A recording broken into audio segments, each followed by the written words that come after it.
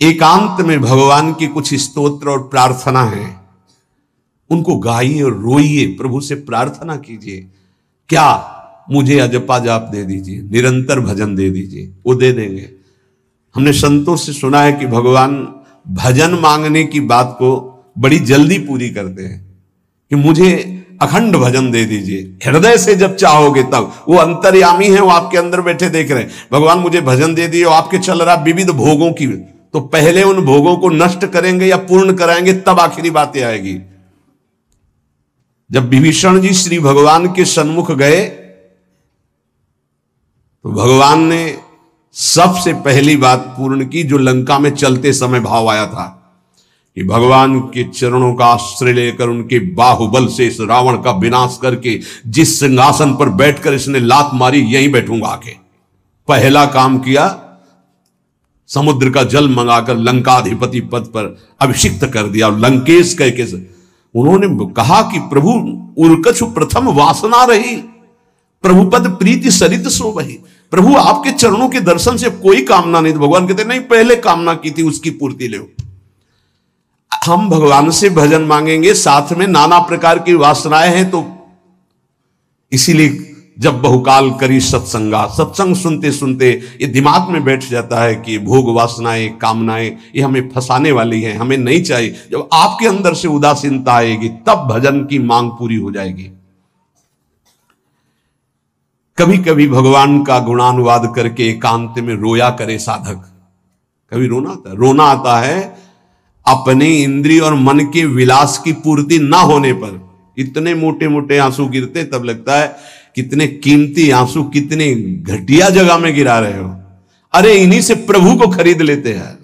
अगर उनके लिए रो देते तो इतने करुणामय है वो कि आपको आभास होने लगता, भले हम अंतःकरण उस कोटि की व्याकुलता नहीं कि मेरे प्रभु हम पर कितनी कृपा कर रहे हो। अगर हृदय से उनको पुकारे तो निश्चित वो अनुभव में आ जाते हैं। छोटी छोटी बातों में लोग रो देते हैं, ऐसे रो देते हैं, मोटे मोटे आंसू चल रहे बात में ऐसे, और प्रभु की चर्चा हो जाए घंटों, कोई फर्क नहीं पड़ेगा। ये तो आश्चर्य लगता है। और भक्तों को चाहे जितना भीषण कष्ट हो, कभी आंसू नहीं निकल सकते। जब आंसू निकलेंगे तो भगवत भाव में निकलेंगे। कह रहे नारायण स्वामी कि अजपा जाप के लिए भगवान से प्रार्थना करो। कभी कभी एकांत में उनके स्तोत्र हैं, गुण हैं, उनको गा गा कर रो, उनसे प्रार्थना करो, हे दीन बंधु मुझे अपना अखंड भजन दे दो। जो चाहिए सब प्राप्त हो जाएगा। भजन से क्या नहीं प्राप्त हो सकता। एकांत में बैठकर रोने से, ऐसे प्रतिदिन जब आप नियम बना करके प्रभु से प्रार्थना करेंगे। मीराबाई जी ऐसा ही करती थी, रात्रि में गिरधर से बात करती थी, प्रार्थना करती थी। नारायण स्वामी जी कह रहे हैं उपासक ये बिल्कुल ध्यान रखें, यदि नाम सिद्ध करना है तो झूठ बोलना शपथ पूर्वक त्याग दे। झूठ नहीं बोलूंगा, सत्य बोलना इस अजपा जाप के लिए निहायत जरूरी है, निहायत जरूरी है। प्रार्थना है, काहे को मलिन करे जिह्वा। जब हम भगवत मार्ग में चल रहे तो ये याद भूल जाती है हमें कि हमें सत्य ही भाषण करना है, असत्य नहीं बोलना। ये हमें भूल जाते हैं।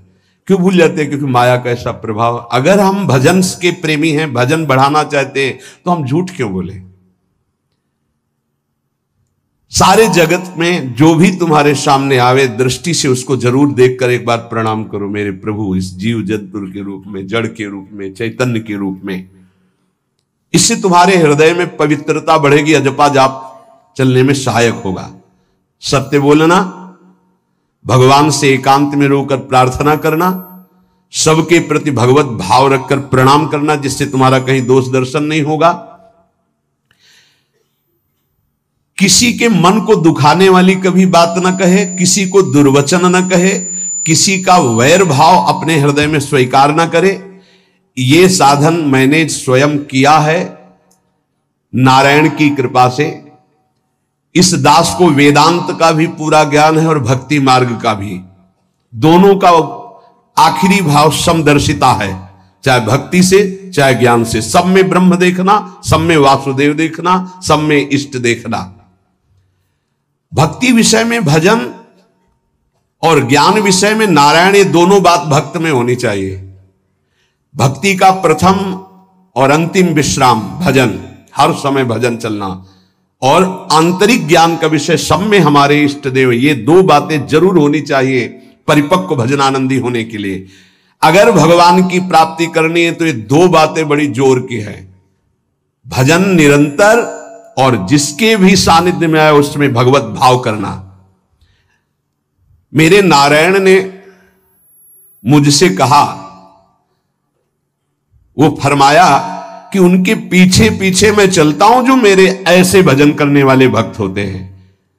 और श्री कृष्ण चंद्र जी ने दयालुता में भागवत में कहा, अनुब्रजाम्य हम नित्यम पूयत्यंगुरेण भी। मुझे बहुत रोना आता है बात सुनकर के कि दास की चरण रज के लिए स्वामी पीछे पीछे डोलता है। किस भक्त के पीछे? जो दो बातें यहां कही, जो निरंतर नाम जप करता है और सब में भगवत भाव रखता है, तो भगवान नारायण ने नारायण स्वामी से कहा कि मैं उसके पीछे पीछे डोलता हूं कि उसकी चरण रज मेरे ऊपर पड़ जाए।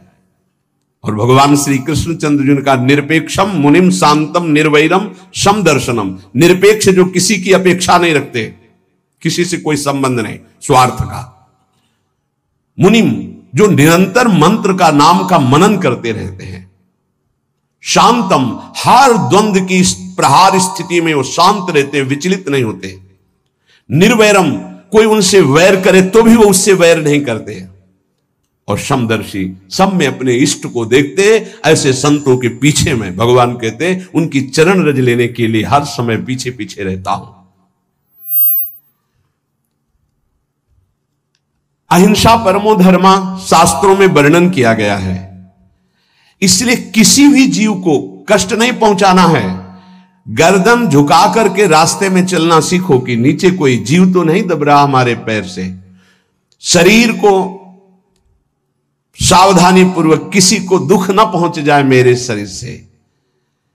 वाणी को संभाल कर, किसी के हृदय में बाघ बाण ना लग जाए, वाणी का बाण ना लग जाए। बाहर का प्रहार तो सहा जाता है, लेकिन जब हृदय में शब्द चुभता है वचनों का, ये बाण खरकता रहता है। किसी भी जीव को कभी मारना नहीं, वो तुम्हें नुकसान नहीं पहुंचाएगा। गीता वाटिका में सांप निकला, फण वाला कोबरा। राधा बाबा ने कहा, देखो अभी केवल हमने देखा है, अगर और लोग देखेंगे तो आपको पीड़ा पहुंचा सकते हैं, इसलिए एक लकड़ी उठाई और कहा मैं रास्ता बना रहा हूं, आप इधर से चले जाओ। ऐसे किया, सांप उधर चला। सब में भगवान है। अगर हम भगवत भाव करते हैं तो निश्चित वहां से कोई विरोध नहीं होगा। जब हम भगवत भाव करते तो सर्वात्मा भगवान वहां विराजमान, कैसे आक्रमण करेंगे? जैसे रत्नावती जी के लिए माधव सिंह ने जंगली शेर पिंजड़े में बंधवा कर वहां लाए और ऊपर से बालकनी से पिंजड़े का ऐसे खींच दिया गया, शेर बाहर निकला दहाड़ता हुआ। और वो पूजा में थी ठाकुर जी के, संतशाला में बहुत से संत विराजमान थे। दासी ने कहा, महारानी सावधान, सिंह। आरती करने जा रही थी, मुड़ी और कहा, नहीं सिंह नहीं, नृसिंह, हमारे भगवान नृसिंह देव पधारे। और थाल लेकर मुड़ी तो जैसे सीधी गाय ऐसे खड़े हो गए। तिलक लगाया, आरती की, प्रणाम किया। सिंह घूमा और छलांग मारी ऊपर, जो बालकनी में राजा के पार्षद उसको बंदी बना करके लाए, सबको फाड़ और जंगल में। किसी संत को, रत्नावती जी को या किसी को वहां कोई क्षति नहीं, लेकिन जो उनकी क्षति के लिए लाए थे उनके लिए वो सिंह, इनके लिए वो भगवान नरसिंह।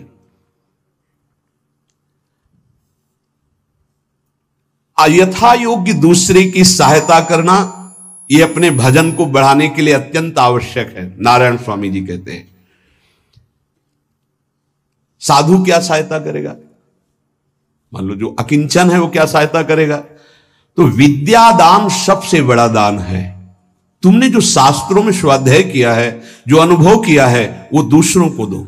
जो अधिकारी है, जो दैन्य है, जो सुनना चाहता है, उसे जरूर सुनाना चाहिए। जो विद्या का दान करता है, भगवान का भजन बहुत सहजता से होने लगता है दूसरे को भजन में लगाने की बात। इसीलिए जैसे आप गृहस्थ में हैं तो आप अपने परिवार के छोटे बच्चे बड़े सब 5 मिनट आप राधा राधा कहिए, आप 10 मिनट भजन कीजिए, आप स्वयं कीर्तन कीजिए, पूरे परिवार को सुनने को मिले, बहुत लाभ मिलता है। सब अगर नगर कीर्तन करें तो लाखों लोगों के पाप नष्ट हो जाए, आपको बहुत जल्दी भगवत प्राप्ति हो जाए। ये साधन होते थे।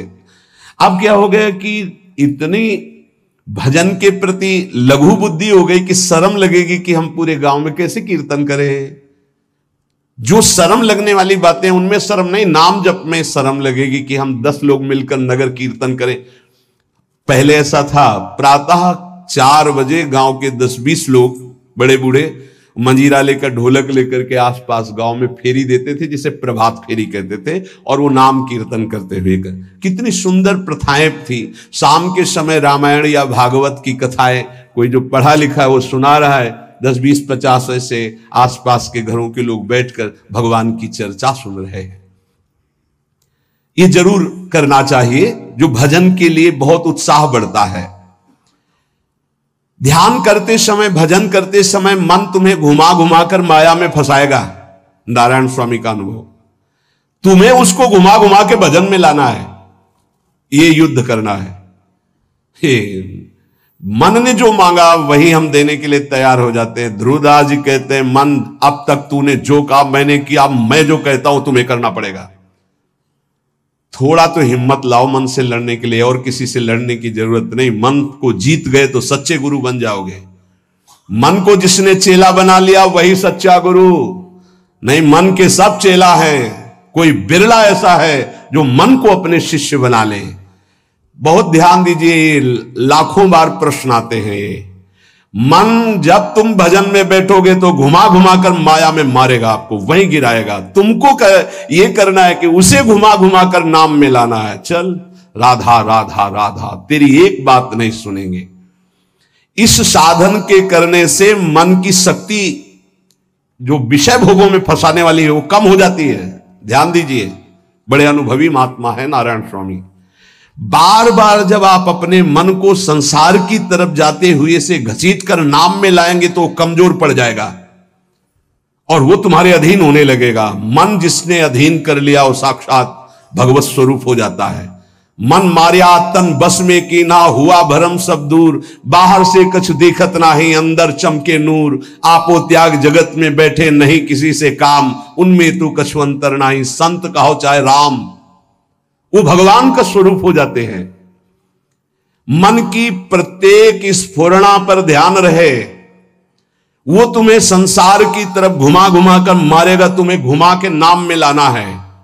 ये साधन तुम्हें अजपा जाप में स्थित करेगा।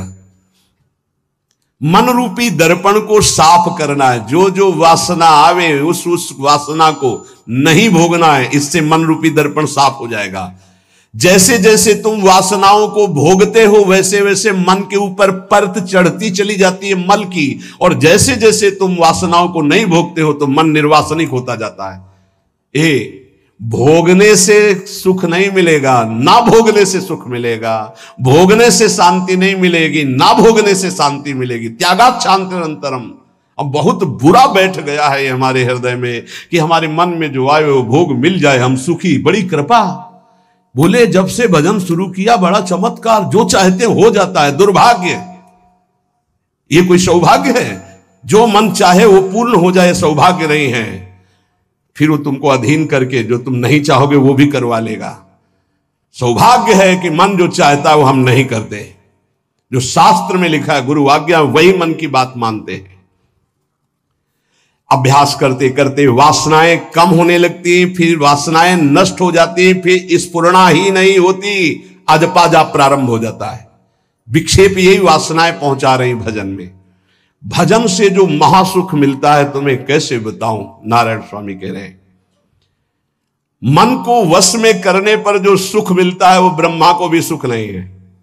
अब आप सोच लीजिए, मन के अधीन होने पर दुर्गति तो सब देख रहे हैं, लेकिन मन को वश में करने पर जो सुख है वो परमेष्ठी पद ब्रह्मा में भी नहीं है। इसीलिए भक्त कहता है, न पारमेष्ठम न महेंद्र धिष्णम, नहीं चाहिए देवराज इंद्र का पद या ब्रह्मा का पद। ऐसा सुख स्वयं मिल गया क्योंकि मन अधीन हो गया। इसलिए इस दास ने स्वामी नारायण की कृपा से इस मन को अधीन किया। नेत्रों से जलधारा बहने लगी और हर समय नारायण की छवि नेत्रों में बस गई और जिह्वा ने प्रबल रूप धारण कर लिया। नारायण नारायण नारायण नारायण।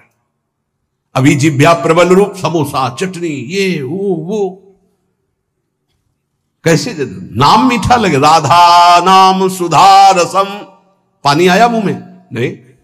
राधा नाम सुधा रसम, पानी आया मुंह में? नहीं आया। वह भी गरम गरम समोसा चटनी ये या अमुक चीज या अमुक, मुंह में पानी आ जाएगा, क्योंकि हमारी जिह्वा का स्वाद बिगड़ गया। बोले हमारी जिह्वा प्रबल हो गई। किस बात में? रुकी नहीं रही। राधा राधा राधा राधा, जैसे राधा बाबा की। नारायण स्वामी जी कह रहे नारायण नारायण नारायण। हमने इसको कैसे वश में किया? बाजार में जाता, मिठाई की दुकान के सामने खड़े होता, जो सब चीज दिखाता और फिर कहता नारायण नारायण नारायण, कुछ नहीं मिलेगा। चलो फल की दुकान में जाता, जगह जगह इसको हर चीज दिखाया, कुछ नहीं दिया। ये हमको जलाया और हम नारायण नारायण के द्वारा इसको शांत किया। माया ने हर चीज मंगवाकर हमारे सामने रखी पर नहीं खाया। ध्यान दीजिए, महापुरुष अपने इसको लिखने के पहले उन्होंने लिखा है कि मैं कोई लेखक नहीं हूं, मैं उन साधकों के लिए जो भगवत साक्षात्कार करना चाहते हैं उनके लिए रात्रि में अपने प्रिय नारायण का भजन रोक करके कुछ बातें लिख रहा हूं। अगर इनको स्वीकार करोगे तो आपका भी अजपा जाप चलने लगेगा, आप भी भगवत साक्षात्कार कर लेंगे। जब हमने देखा कि बहुत सुंदर सुंदर भोजन बन करके हमारे सामने माया भेजने लगी, नारायण भेजने लगे, ऐसा नहीं कह रहे, देख लो साधक की चतुरता देखो। माया हमारे सामने अच्छा अच्छा भोजन पकवान, पर मैं कभी उन अच्छे भोजन को नहीं पाता, मामूली साधारण उससे निकाल करके भोजन पाता। जितने सिद्ध हुए हैं उनकी रहनी यही है। मिठाई चरफरा स्वादिष्ट जवान पर ना रखने का नियम ले लिया, ये बड़ी बात है। अभी कुछ समय पहले एक महापुरुष पधारे, उन्होंने पहले आजीवन मिठाई छोड़ दी, कोई मीठा, फिर नमक छोड़ दिया, फिर भगवदाकार वृत्ति में शरीर भी छोड़ दिया। क्या महापुरुषों ने पाया है कि हम प्राण और शरीरों को इस सब कुछ समझते। पहले ही बता दिया था 3 दिन पहले कि अमुक समय में शरीर छूटेगा, और हंसते खेलते सबके सामने शरीर समाधिस्थ होकर छोड़ दिया।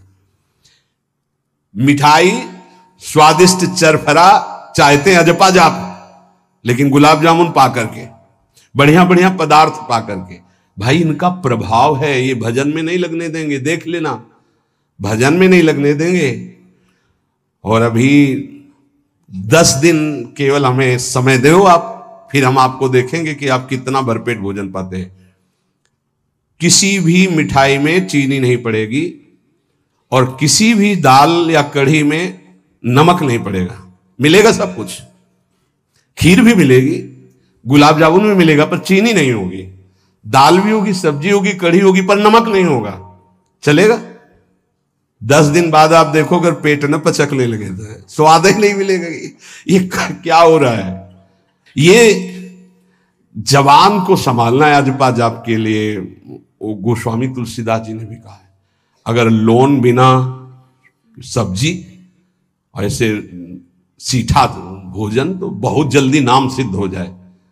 तो हम कह रहे चलो ऐसा नहीं सही, तो पर सात्विक और थोड़ा पाना सीखो। देखो माया की व्यवस्था में कमी नहीं रहेगी, व्यवस्था तो बहुत जोर की होती रहेगी, आप चिंता ना करें।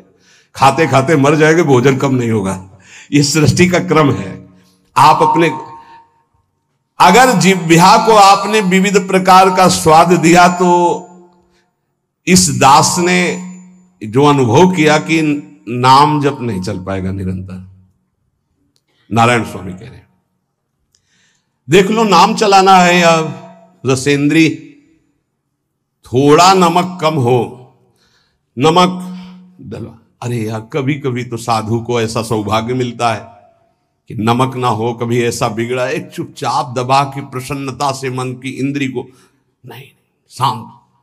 कैसा भोजन, बहुत प्रसाद, बहुत सुंदर था। कभी ऐसा, कभी नमक ना हो, कभी का नहीं मांगना चाहिए, कम से कम थोड़ा तो कभी कभी अवसर मिले ऐसा। कभी खीर बनाओ, चीनी ना डालो, देखो ना बिल, कभी ऐसा। फिर देखो खीर कौन मांगता है, एक दोना के बाद मान लो उपदेश हो गया कि तो एक दोना के बाद खीर नहीं, वो अजपा जाप के लिए खीर बना है अजपा जाप के लिए। ये रसेंद्री का विलास बहुत विचित्र, बहुत विचित्र है। खाते खाते मीठा शुगर हो गया, खाते खाते परेशान, लेकिन फिर भी रसेंद्री नहीं मानती। जो निरंतर भजन करना चाहता है उसे 24 घंटे गुरुजनों के द्वारा बनाई हुई दिनचर्या में ही रहना चाहिए। एक दिनचर्या कोई पकड़ लीजिए, एक आज्ञा पालन कीजिए। अगर 100 आज्ञा ना पालन करने की सामर्थ्य आ जाए तो बताना, एक कोई आज्ञा पालन कर लीजिए। वो 100 आज्ञा पालन, और एक आज्ञा उल्लंघन कर दीजिए, 100 आज्ञाओं से आपको नीचे गिरा देंगे। एक दिनचर्या पालन कर लीजिए, आप अपने मन को आज्ञा पर लगा दीजिए, एक दिनचर्या पालन कर लीजिए। कौन सी दिनचर्या ऐसी कठिन है जो आप पालन नहीं कर सकते? मैंने एक यूरोप का आदमी था, वो बहुत अमीर था। वो मरते समय घर वालों को कहा कि मैं एक वसीयत लिखा है, वो मुझे पढ़ने को मिली उस दिन। पूज्य नारायण स्वामी जी कह रहे हैं उसमें कोई रुपया पैसा की वसीयत नहीं थी। उसने एक बहुत मोटे अक्षरों में शब्द पूरा खाली, पूरी डायरी खाली, केवल एक शब्द, और कहा मैं ये वसीयत आप लोगों को लिखकर, time is money in the world. सही शब्द है कि गलत है? वर्ड होगा, हाँ, क्योंकि ज्यादा पढ़े लिखे। Time is money in the world. दुनिया में सबसे बड़ी संपत्ति समय है। दुनिया में सबसे बड़ी संपत्ति समय है। जब से मैंने ये पढ़ा तो इस दास ने समय की सदैव कद्र की है, हर समय को सार्थक किया है। या निरर्थक करने में समय की सार्थकता समझ रहे हैं। निरर्थक सोना, निरर्थक बातें करना, बिना भजन के जो सेकंड गया व्यर्थ गया। बहुत सुंदर बात है। जिसने समय की कीमत पहचान ली वो सबसे बड़ा संपत्तिवान। Time is money in the world. संसार में समय ही सबसे बड़ी संपत्ति है। समय की सदुपयोग वृत्ति, राधा राधा राधा राधा, इसको पाबंदी में बांधिए, तुम्हारा लोक परलोक दोनों सुधर जाएगा। समय को एक, इस समय ये, इस समय ये, इस समय ये, इस समय। परसों जब इसी का सत्संग हुआ था तो ये हुआ था कि यदि आपने किसी को 5 बजे का समय दिया तो 5 मिनट पहले पहुंच जाइए। यह साधक का लक्षण होता है। अगर 3:30 बजे से वाणी पाठ होता है तो आपको यहां 3, सवा 3 बजे ही उपस्थित हो जाना चाहिए। आप सर्वांतर्यामी भगवान के द्वारा दिया हुआ दिव्य मानव देह और दिव्य सत्संग, और इसको दिव्य बनाने का अवसर खो मत। नहीं, ये सोने के लिए नहीं, ये व्यर्थ के लिए नहीं, ये मुंह दिखी करने के लिए नहीं है, ये अंता से पालन करने के लिए है। जब से मैंने ये शब्द पढ़ा था, time is money in the world, तो अपने जीवन में कभी 1 मिनट भी व्यर्थ नहीं खोने दिया। 1 मिनट भी। देखो, यही लगन नींद पर विजय प्राप्त करवाती है। यही लगन कि मुझे समय बर्बाद नहीं करना, जितना अधिक से अधिक भजन। पता नहीं आज शाम हो कि ना हो, हम क्यों अपने इस दिव्य समय को नष्ट करें? पर लोग समय कटता नहीं है इसलिए टेलीविजन और कई कई प्रकार की बहिर्मुख वृत्तियों को स्वीकार करते हैं कि समय काटना है। बोले समय नहीं कटता। और सही पूछो तो भगवान से मनाया जाता है कि नींद ना आवे, कभी ये रात्रि ना हो, इसके लिए कि मैं रात्रि हो गई तो 10 घंटे 8 घंटे सो रहा हूं। नहीं, रात दिन भजन, जाना है यहां से। पता नहीं आप लोगों के दिमाग में है कि नहीं है। हर समय बात है कि जाना है। कोई भी मिनट आखिरी हो सकता है, बिल्कुल चलो, जाना है। फिर किस बात के लिए उदास हो जाना, निराश हो जाना? क्योंकि यह पक्का पता मुझे जाना है। कहां जाना है? लाडली जी के पास जाना है, जिनके लिए तरस रहे हैं, उनके पास जाना है। तो उसमें कोई भय है क्या कि जाना? जिनके लिए हम तरस रहे, तड़प रहे, उनके पास जाना है। जहां अनंत जन्मों से बिछुड़े वहां जाना है। कोई आश्चर्य की बात है, कोई दुख की बात है, कोई घटना की बात है, और जाने का ये बुलावा है। एक माई है, भयंकर कैंसर से पीड़ित है, मुस्कुराहट के सिवा कभी हमने उसके मुख में उदासी नहीं देखी। जब प्रणाम करके बाद, बहुत कृपा है लाडली जी की, बहुत कृपा है गुरु जी की। यह जीवन है। आपके अंदर अगर थोड़ी देर सोचो कि कैंसर की रिपोर्ट आ गई, अब कैसा लगेगा? कैसा लगेगा? तो भगवान ने हमें क्या दिया है? थोड़ी देर आंख बंद करके सोचो, यदि तुम्हारी आंखें ज्योति रहित हो जाए तो कैसा लगेगा? घबराहट पैदा हो जाएगी। आप देखो, अभी आंख बंद करो, सोचो अगर ये सदा सदा के लिए ऐसी हो गई तो भगवान ने कितनी कृपा दी। तुम सुन सकते हो, बोल सकते हो, देख सकते हो, सूंघ सकते हो, चल सकते हो, अभी स्वस्थ हो। समय की कदर करो, नहीं ये समय निकला चला जा रहा है, ये वापस नहीं आने वाला। और स्थिति ऐसी बना लो कि हर स्थिति में तुम्हारा मंजीरा बजने से रुके ना। पक्का जब भीषण कष्ट की स्थिति थी तब भी कहते थे व्हील चेयर में बैठा लो, हमारा नियम है इस समय बाहर निकलकर 4 चक्कर लगाना, आप लगाओ चक्कर। नहीं ऐसे नहीं बैठा लिए, हमारा नियम, और जो नियम है उठाओ, हमको टांग के ले चलो, हमारा शरीर का संस्कार करो, वैसा चलो, टाइम बाय टाइम। ये क्यों हुआ? बचपन से इसका अभ्यास और भगवदाश्रय। इसीलिए सबसे प्रार्थना करते हैं, ये किसी एक के लिए नहीं है।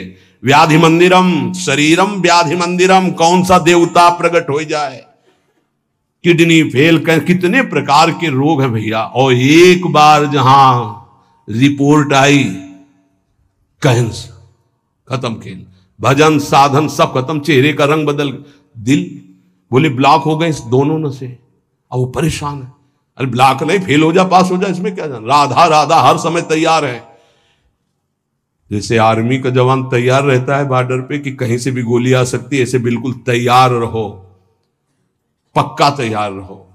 बार बार कह रहे हैं सावधान, समय की कीमत को पहचानो।